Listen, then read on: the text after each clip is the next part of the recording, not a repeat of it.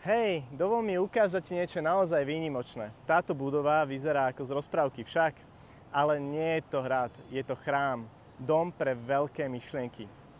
Čo to je? Toto miesto sa volá chrám Sao Dai. Je vo Vietname. Ľudia sem chodia, aby si pripomenuli jednu jednoduchú vec.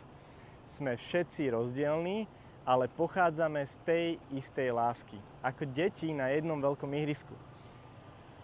Vieš, ako niektoré deti majú rady futbal, iné kreslenie a ďalšie stavanie Lego?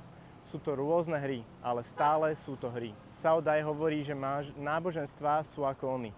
Niektorí ľudia sa modlia ako budhisti, iní ako kresťania, niektorí ako moslimovia a iní ako taoisti. Rôzne cesty, ten istý vrch.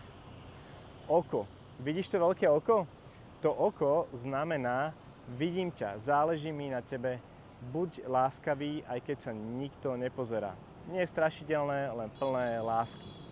Farby a tvary sú jasné, pretože toto náboženstvo verí, že šťastie je posvetné. Veže sú dve, pretože život je o rovnováhe. Deň a noc, chlapec a dievča, ticho a hluk. A čo sa deje vo vnútri? Ľudia sem chodia spievať, byť potichu, premýšľať a stať sa lepšími ľuďmi. Žiadne kriky, žiadne hádky, len pripomenutie, ako byť dobrý. A tá veľmi veľká myšlienka. Tento chrám učí jednu veľkú lekciu. Nebojuj o to, kto má pravdu. Nauč sa milovať lepšie.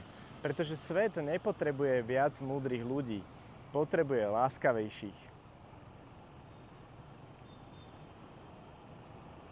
Takže toto nie je len budova, je to pripomienka, rôzne srdcia, rôzne príbehy, jeden svet a všetci sem patríme.